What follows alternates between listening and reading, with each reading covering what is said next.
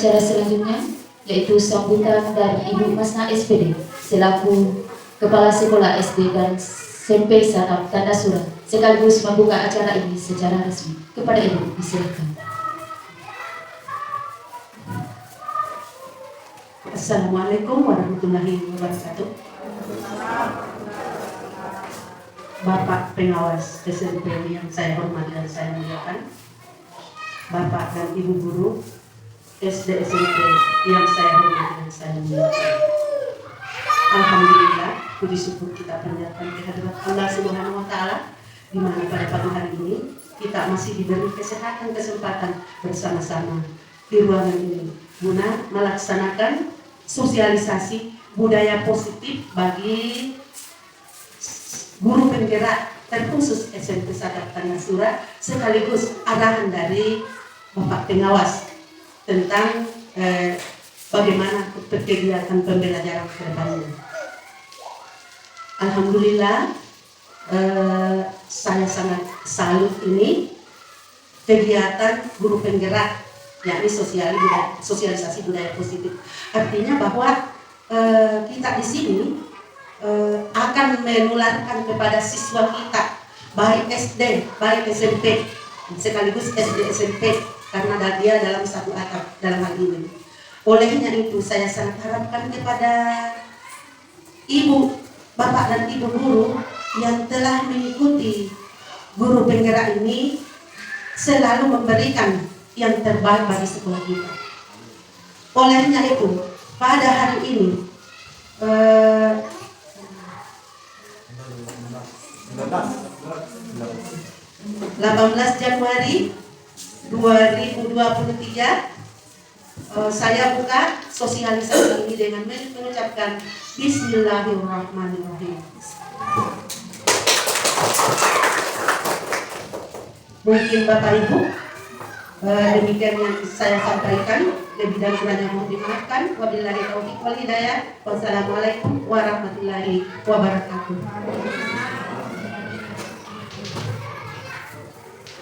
Ya, terima kasih atas sambutan sekaligus telah membuka acara ini dengan resmi. Acara selanjutnya yaitu penyampaian materi yang pertama yaitu Bapak Muhammad Hasbi SPD. Kepada Bapak disilakan.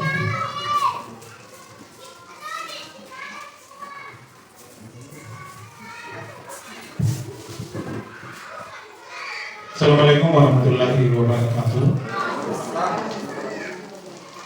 Alhamdulillahirabbil alamin. Puji syukur kepada Allah Subhanahu wa Ta'ala, karena pada hari ini di hari yang mungkin di luar alam hidup, mudah-mudahan hati dan diri kita tidak dibentuk berbahagia, selalu ceria dan semangat. Allahumma sholli ala sayyidina Muhammad wa ala ali Muhammad. Salam dan salawat senantiasa tercurah kepada Nabi Muhammad sallallahu alaihi wasallam selaku contoh di muka bumi selaku usia dan masalah. Nah, Bapak Ibu sekalian yang kami hormati, Bapak pengawas khususnya di Satuan Pendidikan Sekolah Menengah Pertama, kami ucapkan terima kasih banyak karena beliau menyempatkan waktu, menyediakan waktu untuk bisa hadir di tengah-tengah kita, memberikan ini suatu motivasi bagi sekolah kita, terkhusus bagi kami berdua sebagai calon guru penggerak, yaitu saya sendiri Muhammad Hasbi dan Ibu Saudari SPD. Kemudian yang kami hormati Ibu Kepala Sekolah selaku pembina, selaku orang tua di SMP dan SD sekolah kita. Terima kasih juga karena memberikan kesempatan kemudian fasilitas sehingga acara sosialisasi budaya positif di sekolah kita ini bisa terlaksana sampai di sesi terakhir nanti. Jadi sebelum saya berlanjut mungkin saya sampaikan mungkin akan memakan waktu agak banyak seperti yang saya sampaikan tadi. Jadi kemudian diharapkan Bapak Ibu mengikhlaskan dirilah untuk membantu kami dalam mensukseskan sosialisasi budaya positif ini, yang tentunya ini akan bermanfaat Dan ini akan menjadi program sebenarnya program nasional yang akan diterapkan di seluruh sekolah di Indonesia yang kaitannya dengan kurikulum merdeka. Kemudian ini saya sampaikan juga bahwa program ini adalah bentuk intervensi dari program pendidikan guru penggerak. Jadi ini adalah tugas yang diberikan kepada calon guru penggerak, khususnya kepada kami untuk berbagi ke rekan sesama guru. Minimal lingkungan kecil di sekolah masing-masing.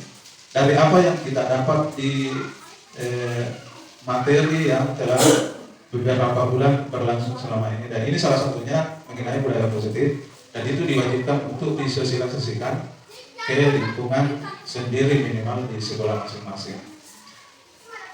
Baik, kita lanjut. Nah, sebelum memasuki materi inti pada hari ini, saya ingin coba berefleksi kembali tentang pendidikan, asal mula pendidikan yang ada di Indonesia.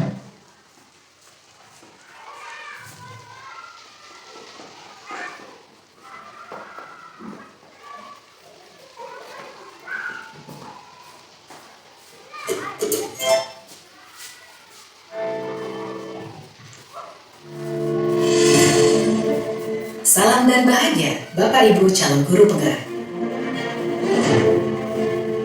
Video ini akan menggambarkan tentang pendidikan zaman kolonial, sekaligus menjadi pengantar bagi Anda untuk berefleksi kembali perjalanan pendidikan Indonesia dari zaman kolonial hingga saat ini.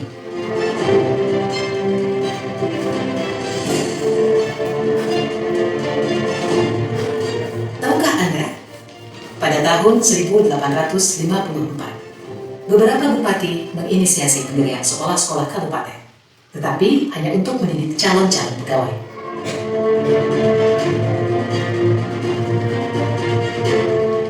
Kemudian tahun yang sama, lahirlah sekolah-sekolah Bumi Putra yang hanya mempunyai 3 kelas.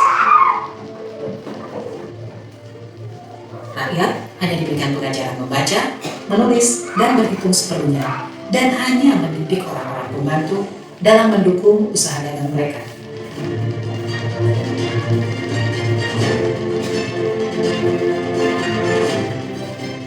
Pemerintah Hindia Belanda memberikan kelonggaran kepada para calon mudir dokter Jawa untuk mendapatkan pendidikan dan pengajaran.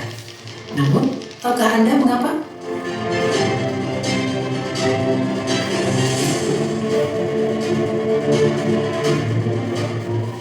Pada tahun 1920, lahirlah cita-cita baru yang mengimpikan perubahan radikal dalam pendidikan dan pengajaran.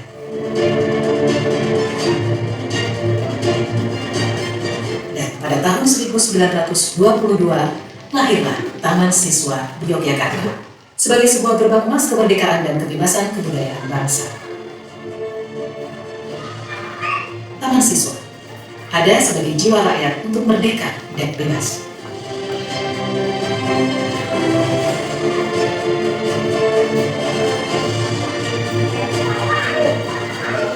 Lalu, apakah kita sudah merdeka?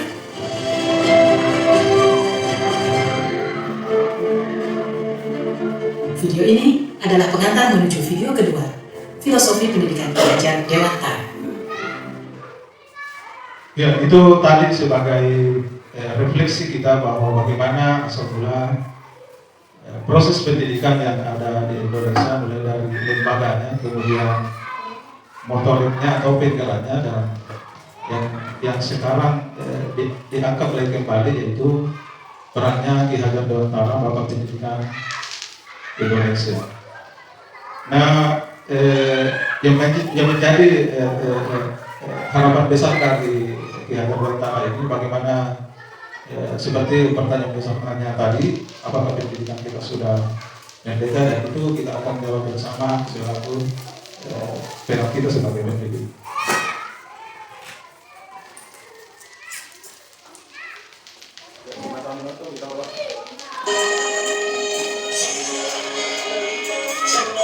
Kemudian titik berat pendidikan kita ke depan, bagaimana mengaitkan proses pendidikan kita itu terhadap budaya lokal kita, dan itu yang harus diangkat kembali.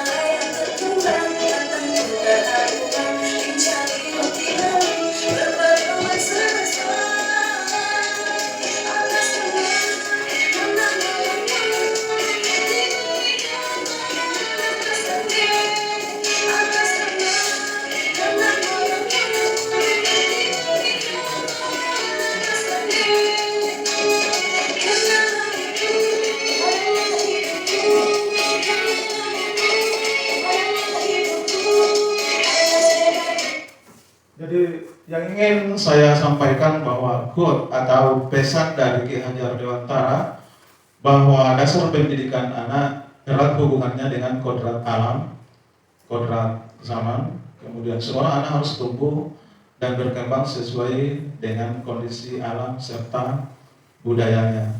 Jadi itu pesan yang sangat mendalam bagaimana anak bisa berkembang sesuai alamnya. Tadi inspirasinya itu Sande dengan gambar Ki Hajar Dewantara itu menggambarkan bagaimana pendidikan sesuai dengan kodrat alamnya. Kalau di daerah mungkin di daerah kita yang pelaut, Sande sebagai puncak kebudayaan Bantar, salah satu puncak kebudayaan Bantar itu loh besar, itu yang harus diangkat. Termasuk kita di daerah sini mungkin Totama dan sebagainya, dan itu yang harus diperkenalkan, dirawat dan dikembangkan bagi generasi selanjutnya.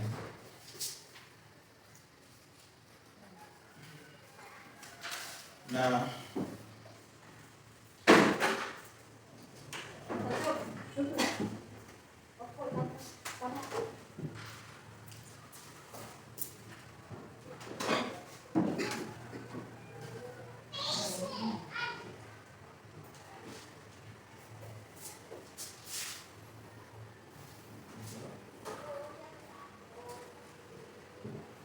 baik, kita masuk di materi inti yaitu budaya positif di SMPN Tanah Surah, dalam hal ini lokasi kegiatannya. Nah, saya ingin mengajukan beberapa pertanyaan ini sebagai hanya pemantik saja. Itu ada di atas 3 poin. Yang pertama yang diharapkan itu setuju atau tidak setuju. Yang pertama, hukum dapat mendisiplinkan anak. Kira-kira bisa itu? Bisa? Atau dalam hati saja?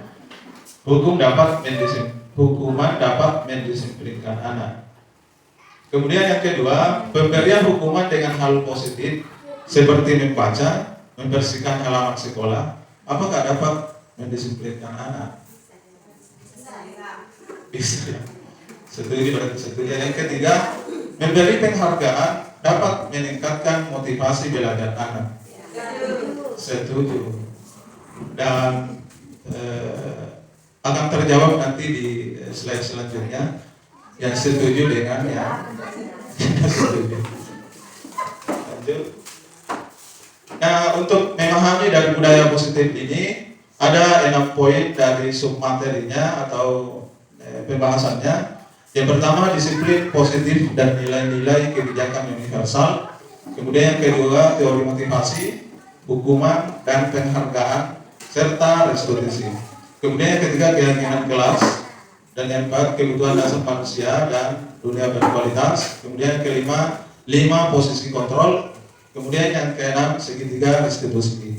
Dan kita di sini di SMP itu ada 2 calon guru penggeraknya, saya dan Ibu Salnadia. Dan kami diberikan keleluasaan atau kebijakan untuk memaparkan materi ini. Kita bagi dua sesi saya kemudian sesi Ibu Saldania dengan membagi materi di atas. Jadi saya bahas itu poin 1 sampai 3 dan selanjutnya sebentar itu poin ke-4 sampai 6 akan dilanjutkan oleh Ibu Saldania. Nah, lanjut. Budaya positif atau ekosistem positif. Jadi budaya positif adalah nilai-nilai, kemudian keyakinan-keyakinan, kebiasaan-kebiasaan di sekolah yang berpihak pada murid agar murid dapat berkembang menjadi pribadi yang kritis, penuh hormat dan bertanggung jawab. Jadi ini juga memberikan pertanyaan kepada diri kita, khususnya di sekolah kita. Apakah siswa kita itu sudah kritis, kemudian hormat, serta bertanggung jawab terhadap apa yang dilakukan sehari-hari, khususnya dalam pembelajaran. Kemudian ada yang disampaikan oleh Ki Hajar Dewantara bahwa kita ambil contoh perbandingan dengan hidup tumbuh-tumbuhan seorang petani. Dalam hakikatnya sama kewajibannya dengan seorang pendidik yang menanam padi misalnya. Hanya dapat menuntut tumbuhnya padi.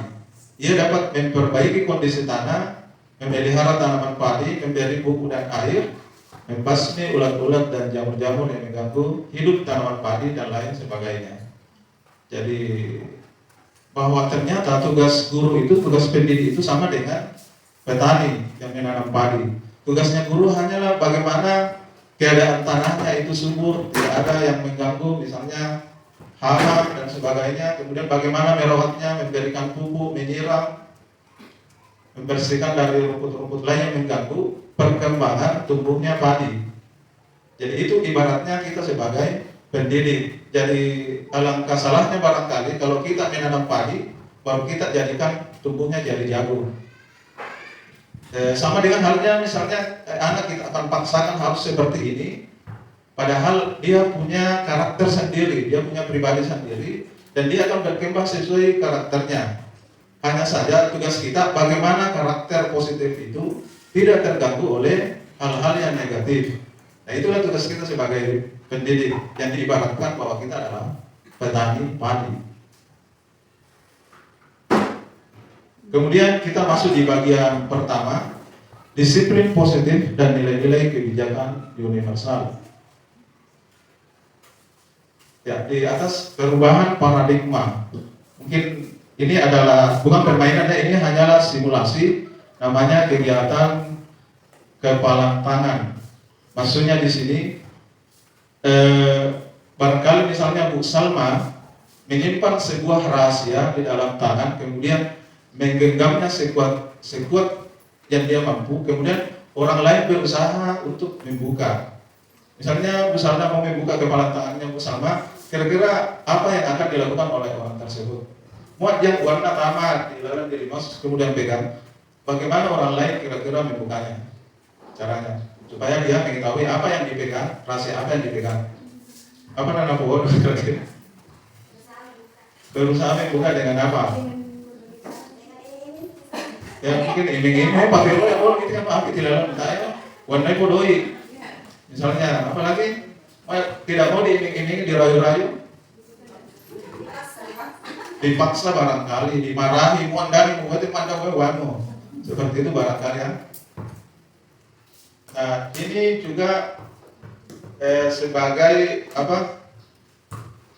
Yang selanjutnya kita akan bahas sebenarnya apa makna dari kepalan tangan itu, apa yang kita pegang, dan yang akan membuka tidaknya itu tergantung Bu Salma.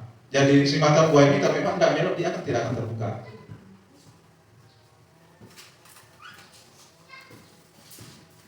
Kemudian di atas perubahan paradigma teori kontrol, ini dikemukakan oleh Dr. William Glasser, namanya ilusi kontrol.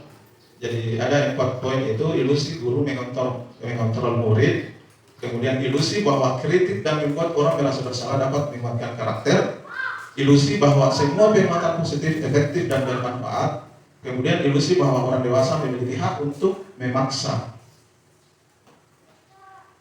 Ini ilusi maksudnya di sini bayangkan seseorang bahwa itu dapat dilakukan dan itu benar, itu ilusi ya. Yang pertama ilusi guru mengontrol murid, bahwa pada dasarnya kita tidak dapat memaksa murid untuk berbuat sesuatu jika murid tersebut memilih untuk tidak melakukannya. Jadi yang selama ini kita lakukan hanya ilusi saja sebenarnya, bahwa kita seolah-olah mampu mengontrol anak tersebut. Kalau saya katakan A, B, B. Dan ternyata dari menurut para ahli bahwa itu tidak bisa, Kenapa dia bisa dikontrol? Karena dia merelakan dirinya untuk memilih untuk dikontrol tersebut. Teori kontrol menyatakan bahwa semua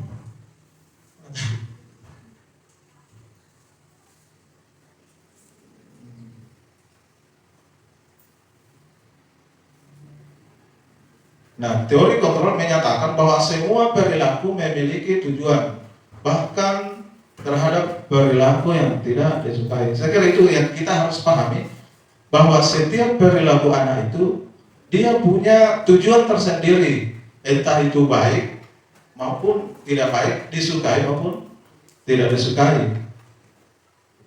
Selanjutnya, ilusi bahwa semua penguatan positif, efektif, dan bermanfaat. Jadi kita guru misalnya penguatan positif atau bujukan adalah bentuk-bentuk kontrol segala usaha untuk mempengaruhi murid agar mengulangi suatu perilaku tertentu. Adalah suatu usaha untuk mengontrol murid dalam jangka waktu tertentu.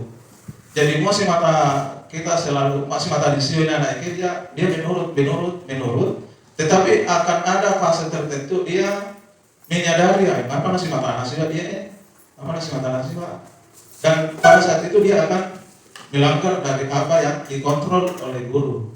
Jadi ternyata itu hanyalah sebuah ilusi saja untuk penguatan kepada positif. Maksudnya penguatan positif dan bermanfaat. Yang kita bayangkan bahwa apa yang kita suruhkan ke anak-anak dan itu diterusi terus menerus, itu juga termasuk ilusi saja. Lanjut, ilusi bahwa kritik dan membuat orang merasa bersalah dapat menguatkan karakter. Jadi ini juga sering terjadi kepada kita, bahwa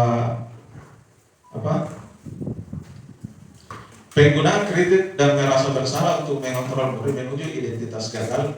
Mereka belajar, artinya menyalahkan anak, baik itu secara pelan atau secara halus, tanpa kita sadari bahwa ternyata itu juga termasuk ilusi bagi kita. Contoh misalnya, masa dengan rendang itu kasihan tidak kasihan sama orang tuamu, dibiayai tiap hari pergi sekolah, tapi kamu melakukan yang tidak baik, itu kan halus. Tetapi dibuat merasa bersalah, dan ternyata kontrol seperti itu hanyalah ilusi menurut ahli tersebut. Ilusi bahwa orang dewasa memiliki hak untuk memaksa. Artinya jelas di sini orang dewasa, mungkinlah kalau diterapkan di diri kita sebagai seorang guru, bahwa kita punya hak memaksa murid tersebut. Artinya kita seolah berkuasa, bahwa kita lah yang paling berkuasa terhadap anak ini. Apapun yang kita katakan itu pasti dituruti. Mau marah, mau secara halus, pasti dia turuti. Dan ternyata itu juga ilusi menurut ahli tersebut. Kemudian perubahan paradigma stimulus respon teori kontrol. Pertanyaannya, bisa kita mengontrol seseorang? Jadi ini paradigma atau anggapan kita selama ini, stimulus responnya kita mencoba mengubah orang agar pandangan kita sama. Sudah jelas ya? Kita mencoba mengubah orang agar berpandangan sama dengan kita. Jadi apa yang menurut kita, orang lain harus ikut membenarkan. Oh, ini yang terbaik.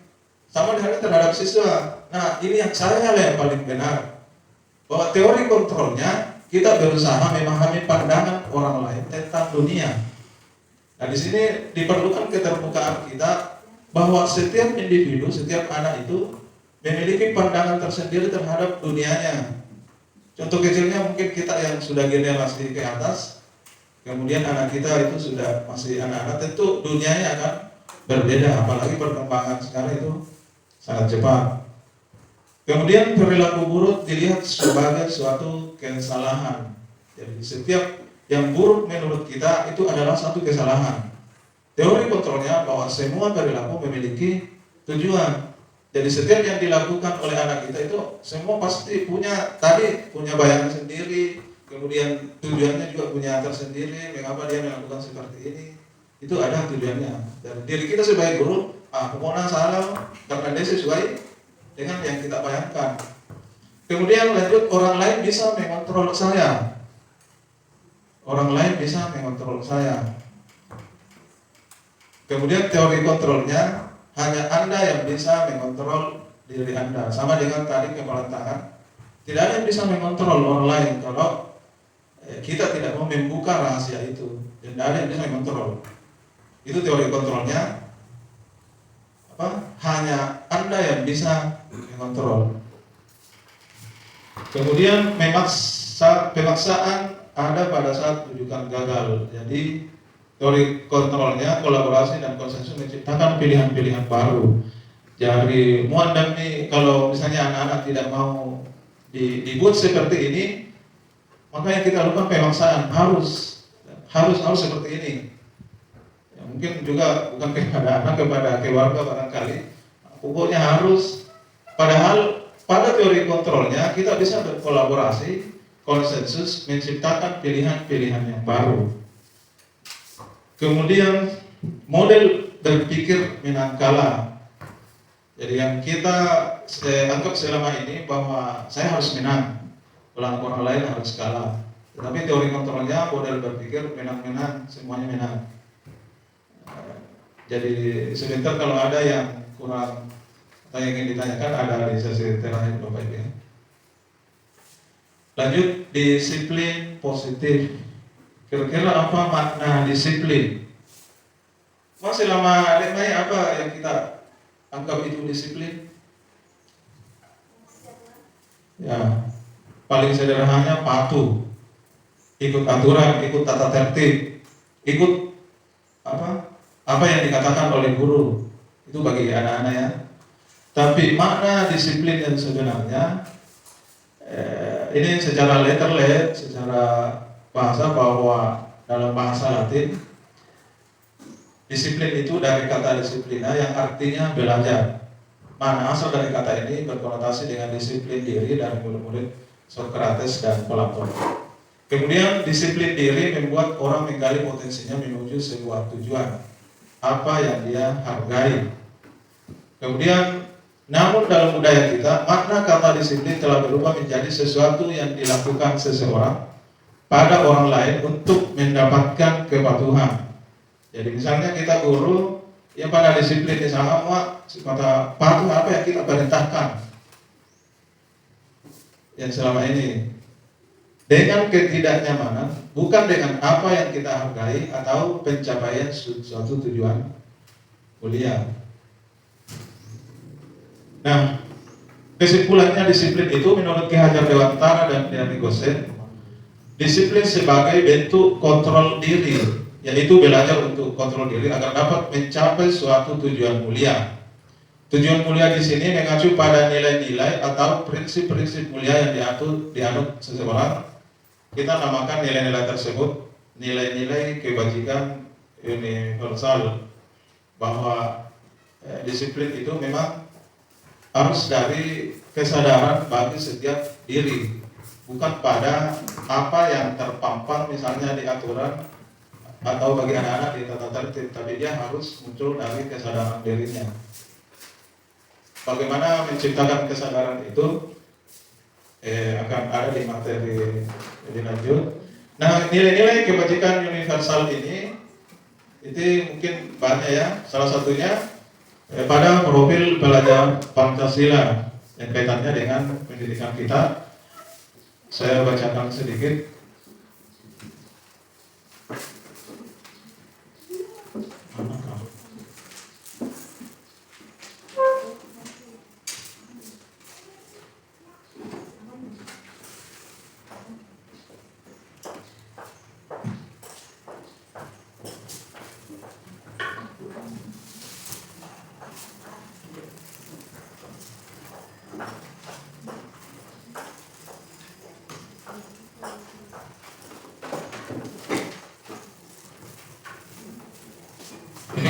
Profil pelajar Pancasila. Yang pertama, beriman dan bertakwa kepada Tuhan Yang Maha Esa, berakhlak mulia, mandiri, bernalar kritis, dan kepribadian, kemudian gotong royong dan kreativitas. Jadi itu poin dari profil bagaimana arah pendidikan kita, murid-murid kita, siswa kita menuju profil belajar Pancasila, yaitu beriman dan bertakwa kepada Tuhan Yang Maha Esa serta berakhlak mulia. Kemudian mandiri. Jadi bagaimana menciptakan anak kita itu bisa mandiri. Kemudian bernalar kritis, berkepribadian global atau melek tentang keadaannya, tentang dunia sekarang, gotong royong, kemudian kreatif. Itu beberapa dari nilai-nilai kebajikan universal, bahwa tujuan disiplin positif itu bagaimana dia mengamalkan, menjadikan nilai-nilai kebajikan dalam dirinya.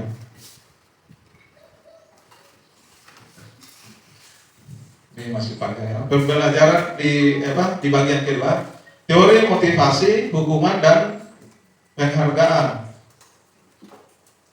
Teori motivasi menurut Jan Gosen dalam bukunya Restructuring School Discipline. Yang pertama, untuk menghindari ketidaknyamanan. Kemudian pertanyaannya, apakah yang terjadi apabila saya tidak melakukannya? Salam.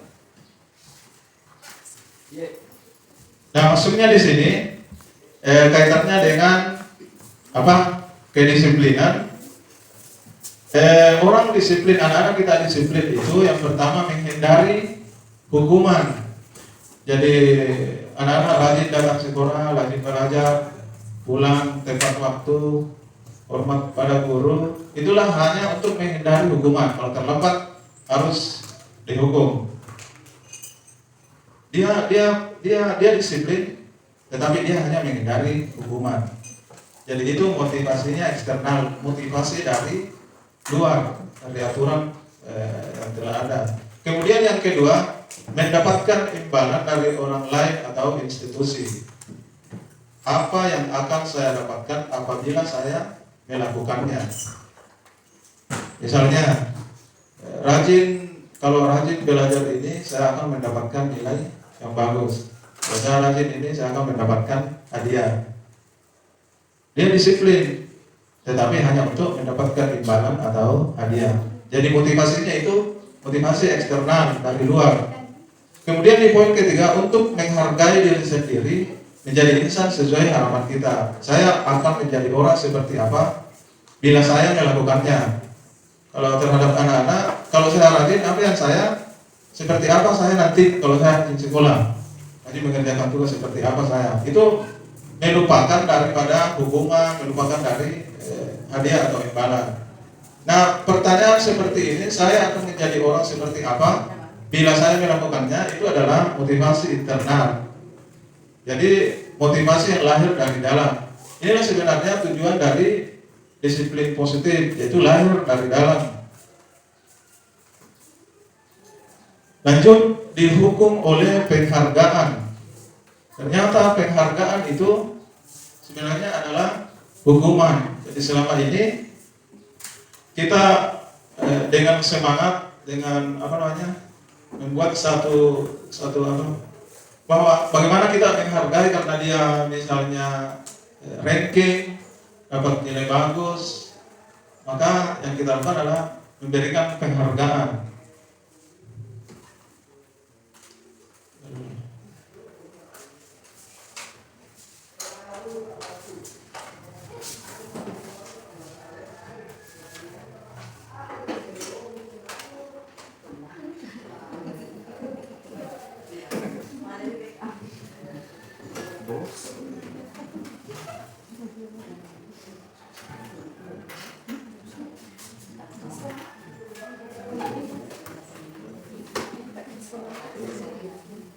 Jadi ini poin pentingnya bahwa ternyata penghargaan yang kita berikan kepada anak-anak itu juga bentuk hukuman.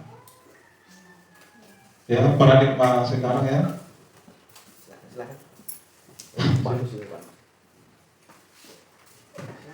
Kenapa dikatakan penghargaan itu adalah hukuman? Yang pertama karena pengaruh jangka pendek dan jangka panjang. Jadi kenapa jangka panjangnya, misalnya dia rajin belajar karena selalu ingin dihargai, dia sopan selalu ingin dihargai, dan itu yang selalu ada dalam bayangannya, dan efeknya itu sampai ke dewasa, sampai pada tahap dia bekerja. Dan nanti dia rajin kalau dia ada penghargaan. Di batonan rajin mah sertifikasi. Kemudian penghargaan menghukum. Ini kalau diterapkan di siswa kita, misalnya ketika dia mengerjakan sesuatu terus kita tidak hargai, maka murid itu akan merasa gagal, merasa tidak berharga. Oh, kenapa pekerjaan saya tidak dipuji, tidak dihargai, tidak diapresiasi. Nah, itu membuat bekas dalam dirinya. Jadi itu akibatnya dari penghargaan yang selalu kita berikan pada anak-anak. Kemudian penghargaan tidak efektif, segera jelas. Penghargaan merusak hubungan. Ternyata penghargaan itu bisa merusak hubungan terhadap anak-anak kita. Misalnya dalam satu kelas tanpa diumumkan, ini ranking 1, ini ranking 2, ini ranking 3, ini luar biasa, Lukman misalnya 90 bahasa Indonesianya. Selamat ya anaknya, rajin belajar ya. Nah, yang tidak mendapatkan nilai tersebut akan merasa dalam dirinya, kok ternyata saya tidak dihargai. Maka bisa jadi anak itu dimusuhi, dihindari. Kamu selalu marah bega misalnya. Itu yang biasa terjadi di anak-anak. Artinya dia merasa bahwa dia tersisih dari orang yang mendapatkan nilai tersebut. Kemudian penghargaan menurunkan kualitas. Maksudnya di sini ketika dia membuat sesuatu karya, mengerjakan tugas, ketika tidak dihargai, gurunya tidak memberikan penghargaan. Misalnya, tidak usah kerjakan tugas, tentuin nilai, dan juga penilaian, tidak usah terlalu serius.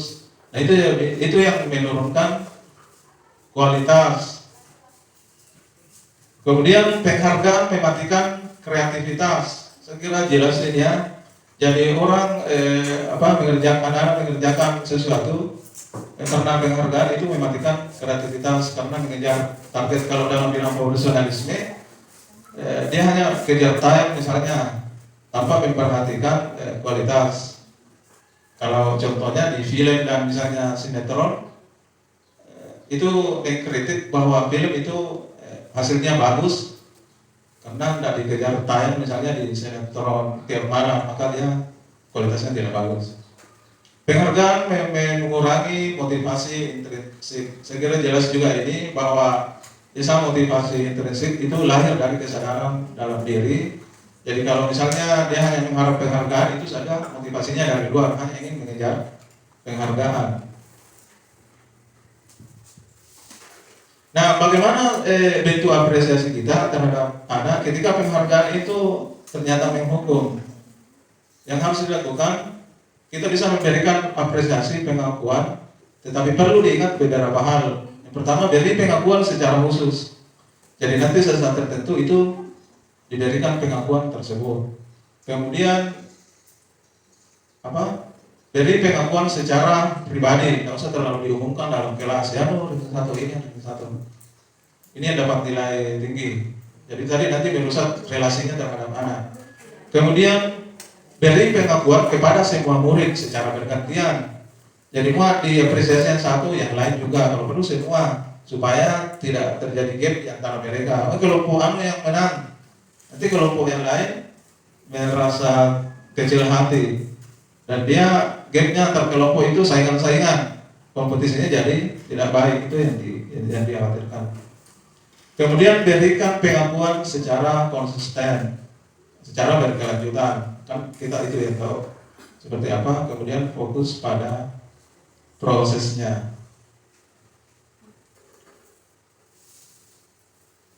Lanjut, contoh pengakuan apresiasi kebajikan. Ini contoh yang bisa kita terapkan. Jadi ada pembuka dari kebajikan dan situasi ini. Misalnya kemarin saya perhatikan rasa empatimu besar sekali pada saat menolong murid baru di kelas kita. Jadi ini ada beberapa poin. Saya menghargai kepedulianmu pada saat kamu membantu teman-temanmu di tugas kelompok. Terima kasih untuk rasa tanggung jawabmu pada saat kamu memungut kertas yang berserakan di lantai. Terlalu Indonesia ya. Lanjut, tindakan guru ini hukuman atau konsekuensi. Jadi kita bisa lihat di sini tindakan kita terhadap anak-anak kita itu apakah berupa hukuman atau konsekuensi. Jelas ya apa itu hukuman dan apa konsekuensi.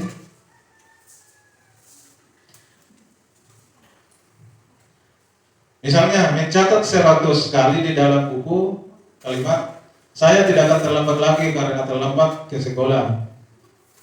Itu ternyata bentuk hukuman. Kenapa kira-kira dalam bentuk hukuman itu? Mencatat, misalnya mau terlambai, apa disuruh nulis B100. Saya tidak akan terlambat lagi, saya tidak akan terlambat lagi. Karena tidak mendidik, apalagi yang lain-lain.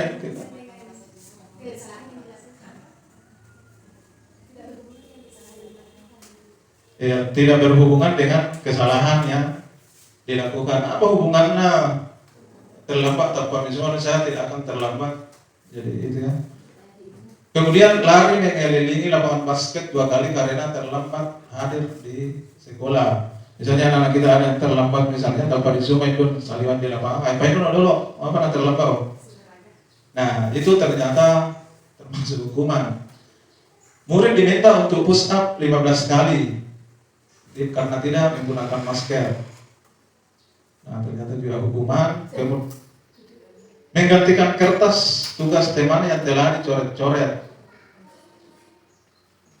Misalnya tanpa coret-coret bukunya solana, tanpa disuruh lembah mendong ke lapangan 2 kali, nah, itu juga termasuk hukuman. Tetapi yang menjadi konsekuensi yaitu menggantikan kertas tugas teman telah dicoret-coret. Kenapa dikatakan konsekuensi? Karena tadi ada hubungannya dengan apa yang telah diperbuat. Lanjut, membersihkan tumpahan air di meja tulis karena tersenggol pada saat belajar. Yang misalnya pada saat kita belajar, mungkin praktek lalu menumpahkan air di atas meja tulis, tanpa macai tahu, suruh apa betul luangi. Nah ternyata kalau bentuk seperti itu termasuk hukuman, tapi konsekuensinya isu naik mengepel lantai tersebut, membersihkan kembali seperti semula. Lanjut, murid disuruh untuk tidak mengenakan sepatu seharian di sekolah karena tidak mengenakan sepatu hitam. Misalnya dia aturan tadi ini di sekolah wajib pakai sepatu warna hitam, kemudian ada anak yang melanggar, maka kita suruh tidak usah pakai sepatu di sekolah. Ternyata itu dalam bentuk hukuman. Lari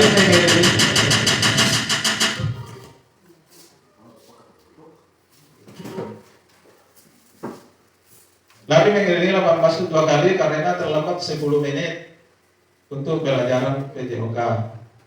Ternyata Pak olahraga ini konsekuensinya ketika terlambat.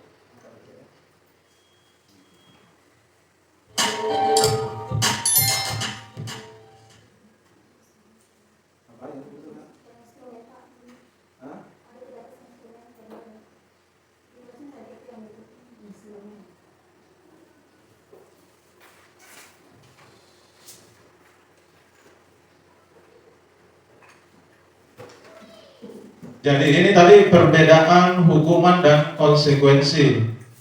Hukuman itu sesuatu yang menyakitkan dan harus terjadi. Konsekuensi sesuatu harus terjadi.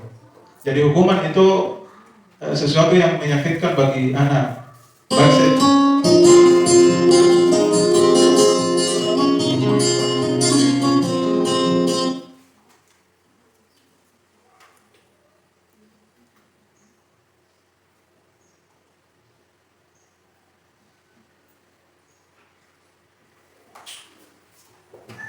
Sesuatu yang menyakitkan. Jadi menyakitkan itu baik secara fisik maupun secara mental. Fisik mungkin ke arah misalnya melukai, memukul, membuat sakit. Kalau secara mental itu misalnya memarahi dan sebagainya. Kemudian membuat anak sakit fisik maupun sakit hati, saya kira itu jelas. Anak membenci kedisiplinan. Anak membenci kedisiplinan. Kalau setiap yang pelanggaran dilakukan terus selalu dihukum, maka bisa anak tersebut membenci yang namanya kedisiplinan. Malah buruk rasa mandar. Aisyah ngomong si mata hukum tak jauh. Jadi itu anak-anak bisa membenci kedisiplinan. Konsekuensinya anak menghargai disiplin. Artinya kalau diberikan konsekuensi, ada kesepakatan kalau misalnya terlambat harus tinggal di kelas sekian waktu yang dia terlambat, maka itu bentuk dari konsekuensi. Kemudian hukuman paksaan. Jadi ternyata hukuman itu bentuk pemaksaan. Kemudian mendorong anak menyakiti diri sendiri. Kemudian konsekuensinya mendorong anak agar mudah menyesuaikan diri. Kemudian konsep diri yang buruk, konsekuensi itu konsep diri yang baik. Kemudian hukuman itu anak belajar untuk menyembunyikan kesalahan. Kemudian konsekuensi anak belajar untuk mematuhi peraturan. Jadi saya kira jelas ini anak belajar untuk menyembunyikan kesalahan. Kemudian marah, rasa bersalah, dipermalukan, merasa tak dihargai. Jadi kalau misalnya kita hukum anak-anak, yang terjadi pada anak kita mungkin dia marah, merasa bersalah, dipermalukan, karena hitam misalnya dilihat oleh temannya. Kemudian dia juga merasa tak dihargai. Misalnya tanpa Diana di depan kelas mikede, dan itu dilihat oleh temannya dan merasa seolah-olah tidak dihargai, kemudian dipermalukan. Kalau pengen diperampungi, ini orang tua dulu, misalnya mikede di Olona, kemudian iya, sesal-sal dengan akhirnya waktu itu talingan karena tidak mengerjakan tugas. Ternyata itu dampaknya sangat besar sekali bagi perkembangan anak. Oke, lanjut. Ini beberapa identitas gagal dan identitas sukses, kemudian hukuman, konsekuensi, restitusi. Saya bacakan beberapa saja. Di hukuman, sesuatu yang menyakitkan terjadi, harus terjadi, konsekuensinya sesuatu harus terjadi. Restitusi, kalau di restitusi merupakan pilihan. Contoh kasusnya begini, misalnya kalau kita hukum anak-anak, jadi harus terjadi, pokoknya harus di hukumannya seperti ini. Sementara di konsekuensi, kalau misalnya ada kesepakatan sebelumnya, kalau tidak mengerjakan ini maka yang harus dilakukan seperti ini. Sementara di restitusi itu merupakan pilihan-pilihan.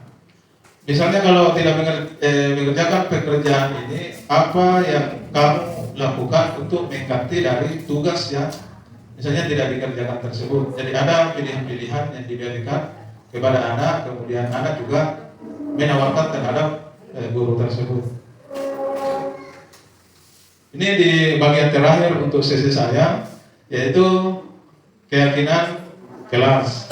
Ini di keyakinan kelas ini bagaimana lahirnya sebuah peraturan dalam kelas kecilnya, beda dengan peraturan di sekolah. Ini di kelas, kalau di angkatan sebelumnya dikatakan dengan kesepakatan kelas. Kalau kita di angkatan ini diubah lagi menjadi keyakinan kelas. Jadi di sekolah itu tidak ada lagi yang namanya peraturan yang baku, yang apa namanya istilah itu. Itu diganti dengan keyakinan kelas. Seperti apa itu keyakinan kelas?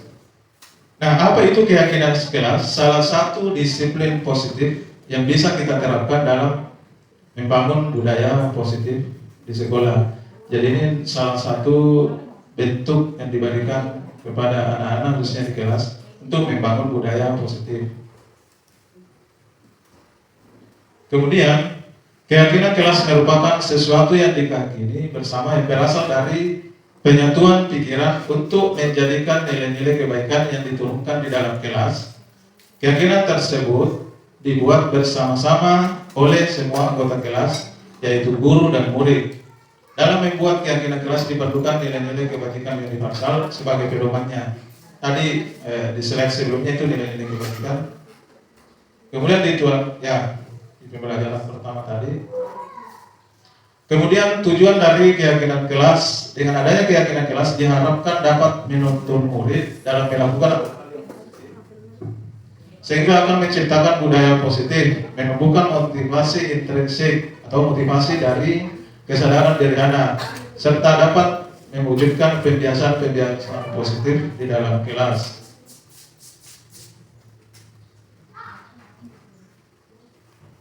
Jadi kemudian bagaimana pembentukan keyakinan kelas itu? Keyakinan kelas bersifat lebih abstrak daripada peraturan yang lebih rinci dan konkret. Kalau di peraturan itu detail kita turun poin-poinnya, misalnya datang jam 7.30, pakai sepatu warna hitam, hari Senin putih biru, itu aturan yang baku dan lebih rinci kalau di peraturan. Kalau di keyakinan itu bersifat lebih abstrak. Kemudian keyakinan kelas berupa pernyataan universal. Pernyataan keyakinan senantiasa dibuat dalam bentuk positif. Keyakinan kelas hendaknya tidak terlalu banyak, tidak usah terlalu banyak poinnya, sehingga mudah diingat dan dipahami oleh semua warga kelas.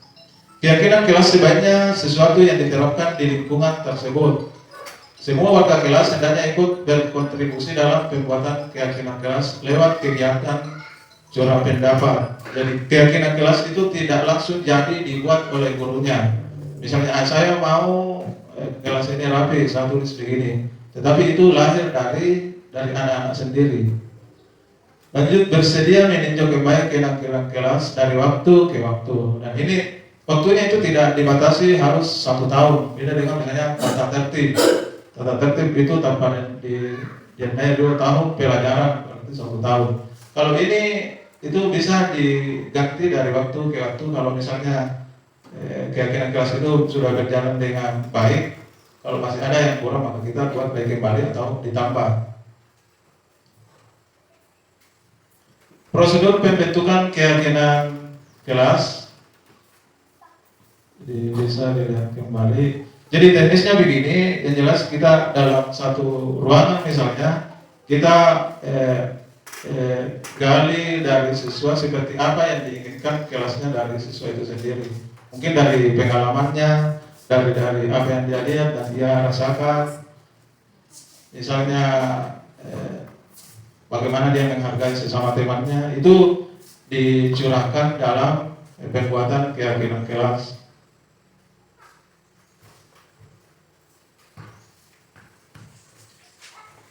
Kemudian perbedaan peraturan dan keyakinan kelas.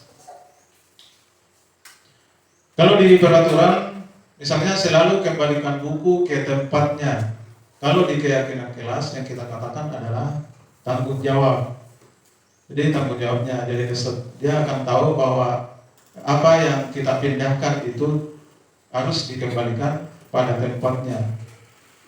Dilarang mengganggu orang lain. Nah, kalau di keyakinan kelas, ungkapannya itu misalnya menghormati orang lain.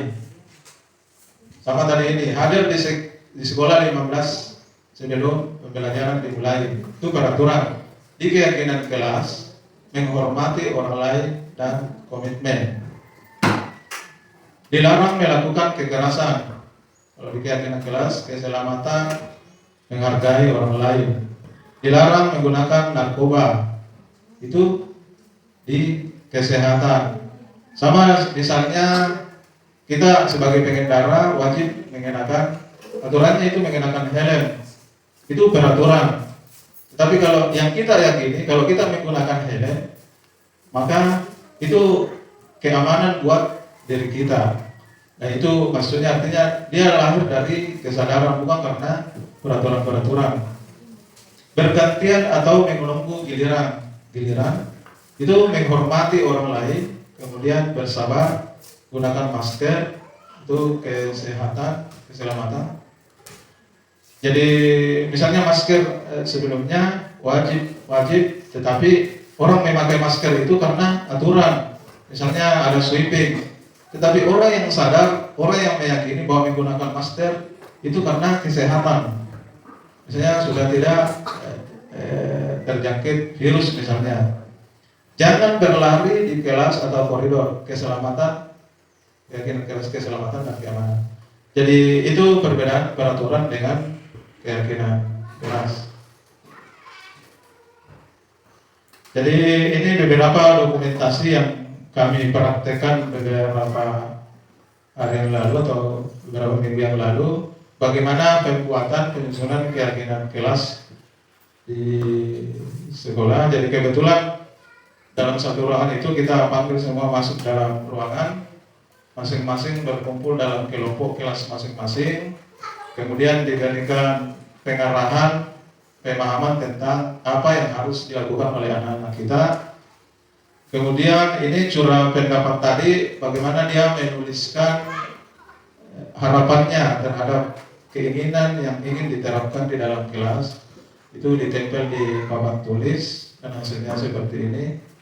Dapat tarik di detailnya, Pak foto tampak. Nah, setelah jadi ini, itu kita akan ambil poin-poinnya yang menurut kesepakatan mereka termasuk kita. Setelah ada kesepakatan, maka kita menyusun dalam bentuk kalimat-kalimat positif sesuai dengan kebajikan universal. Misalnya contoh kecilnya itu tadi di peraturan datang jam 7.30 setiap pagi, tetapi di keyakinan kelas kita ganti misalnya datang tepat waktu. Itu sudah dipahami tepat waktu. Jadi dia meyakini bahwa pembelajaran dimulai pada 7.30. Jadi kita harus datang tepat waktu. Ini nilai utara. Saya kira ini 3 poin yang bisa saya sampaikan. Kalau ada yang ingin ditanyakan, kita ada waktu sedikit.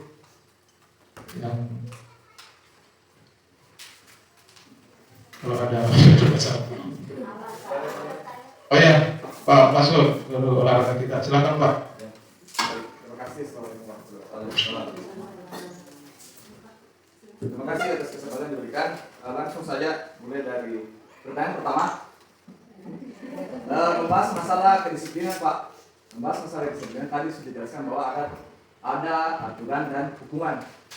Nah, pertanyaan saya di sini adalah, apakah ketika hukuman tersebut bisa diberikan kompensasi? Misalnya contohnya seperti ini, contoh kasusnya seperti ini. Dua orang anak-anak terlambat hadir datang sekolah. Alasan pertama, kan biasanya kita tanya dulu kenapa terlambat hadir. Biasa anak-anak jujur bahwa menit dari rumah Pak. Oh iya. Yang satu kita tanya, anaknya mengatakan bahwa saya bantu orang tua Pak. Nah, pertanyaannya di sini kira-kira sama tidak hukuman diberikan? Kemudian yang kedua, mengenai keyakinan kelas. Keyakinan kelas di sini kan kita sudah sepakati adanya harapan yang ingin dicapai. Artinya bahwa inilah kesepakatan yang akan kita laksanakan pada saat proses pembelajaran di kelas. Nah, harapan itu sudah ditempel masing-masing siswa. Nah, lantas dalam pelaksanaannya terjadi harapan ini tidak sesuai dengan kenyataan. Apakah harapan yang telah kita sepakati akan diberikan sanksi atau seperti apa bentuknya? Ini seperti itu. Terima kasih. Assalamualaikum warahmatullahi wabarakatuh. Waalaikumsalam warahmatullahi wabarakatuh. Luar biasa ya dari Pak Masuk pertanyaannya. Tadi kasusnya ketika ada anak yang terlambat misalnya datang dengan alasan yang berbeda. Sekali lagi poinnya tidak ada hukuman dalam hal ini. Kalau itu yang ditanya apakah hukumannya berbeda? Jadi tidak ada hukuman, yang ada itu konsekuensi. Misalnya konsekuensinya itu misalnya dia tidak mengikuti pelajaran selama 15 menit. Konsekuensinya dia harus misalnya pada saat jam istirahat dia harus di dalam melanjutkan atau melanjutkan pelajaran yang ia tinggalkan. Jadi jelas Pak ya, tidak ada hukuman. Apakah hukumannya berbeda? Misalnya orang yang terlambat karena terlambat bangun. Nah, ini yang terlambat bangun disium dia ke lapangan. Itu tidak bisa karena itu dalam bentuk hukuman. Tidak nyambung keterlambatannya dengan lari ke lapangan. Atau kita bedakan karena dia membantu orang tuanya. Kalau membantu orang tuanya push up mutia, kita kasih push up. Itu dia dalam bentuk hukuman. Nah, itu yang tidak boleh sebenarnya. Pokoknya dalam bentuk hukuman, ya tidak boleh diterapkan. Meskipun ya itu bedanya dengan konsekuensi. Jadi yang kita terapkan konsekuensi yang berhubungan dengan apa yang mereka lakukan. Terlambat pelajaran selama 15 menit, maka dia bisa gantikan di jam istirahat selama 15 menit itu. Nah, secara langsung dia akan sadar bahwa kalau terlambat, tata Anda mengguru sekian jam kalau terlambat. Beda dengan hukuman. Kalau misalnya dihukum langsung ke lapangan, bisa jadi dia jengkel, dia marah, dia dendam, bahkan tadi melapuru. Soalnya sudah terlambat, kami hukum. Apa bahasa melapuru dia? Ya, jadi poinnya tidak ada hukuman, yang ada konsekuensi.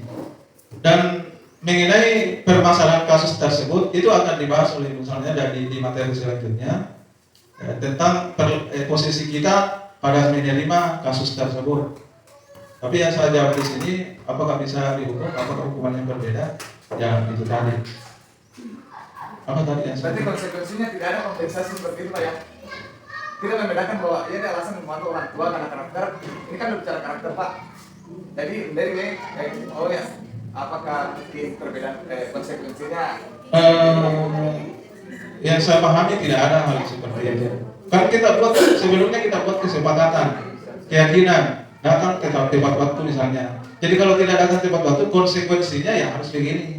Meskipun dengan alasan berbeda. Nah, alasannya kita bisa dalami selanjutnya. Jadi ada nanti di restitusi ya, itu akan dibahas bagaimana menangani kasus permasalahan yang dialami oleh siswa. Apa tadi yang kedua? Keyakinan kelas. Nah, ketika keyakinan kelas itu sudah ada, sudah ditempel cantik, indah dibuat oleh Bu Salma misalnya kelas 9, tetapi tidak dipatuhi oleh atau dilanggar oleh anak-anak. Perlakuannya apakah dikasih lagi hukuman? Lagi-lagi hukuman tidak ada di sini meskipun dia Jadi dilanggar. tidak ada konsekuensi seperti itu Pak, karena misalnya kita kan ada harapan. Berarti ketika ada harapan berarti ada tujuan. Iya. Jadi ketika tujuan itu tidak tercapai, lantas hal apa yang akan kita lakukan seperti itu mungkin Pak? Yang ada itu konsekuensi. Tadi misalnya datang tepat waktu. Ketika dia tidak datang tepat waktu, konsekuensinya itu tadi salah satunya ya tinggal di kelas pada saat jam istirahat. Nah, ketika tiap hari begitu, nah peran guru di sini tidak boleh kita sudah tempel ini ya keyakinannya yang melanggar konsekuensi terus. Jadi ada penanganan tindak lanjut oleh guru atau wali kelasnya ketika ada kasus tersebut. Itu akan dibahas oleh Bu Tata. Setelah iklan Pak ya. Ya masih ada tuh satu bisa. Untuk pertanyaan lagi, ya bersama. Ya, assalamualaikum warahmatullahi wabarakatuh. Waalaikumsalam warahmatullahi wabarakatuh. Oke, saya ingin tanyakan terkait disiplin. Disiplin itu harus berasal dari diri anak itu atau kesadaran diri anak itu sendiri. Adakah faktor yang bisa menanamkan motivasi internal dari anak tersebut? Apakah dari gurunya atau bagaimana atau dari keluarga? Terima kasih. Ya, apakah ada faktor eksternal yang mampu dijadikan inspirasi untuk bisa disiplin? Jadi disiplin itu harus lahir memang dari dalam diri seorang anak, kesadaran diri. Tetapi kesadaran diri itu mungkin atau bisa ada ketika pola yang dia dapatkan sehari-hari. Misalnya di keluarganya sudah diterapkan disiplin harus bangun pagi sekian, kalau itu polanya dan sudah membudaya, maka itu akan terbawa sampai keluar, minimal ke sekolahnya, kesadarannya. Dan khusus di sekolah sebenarnya yang paling dibutuhkan juga anak-anak itu adalah tugas kita sebagai guru, itu contoh, teladan. Jadi anak-anak bisa, jadi anak-anak itu sangat pandai menilai ya. dilihat dari lingkungannya, misalnya kita guru, misalnya bagaimana kita mau disiplin sedangkan guru kita juga tidak disiplin. Misalnya bagaimana mau cepat hadir, jangan tahu juga misalnya teman katui juga boleh pas, biasa terlambat boleh, atau kita maruga boleh.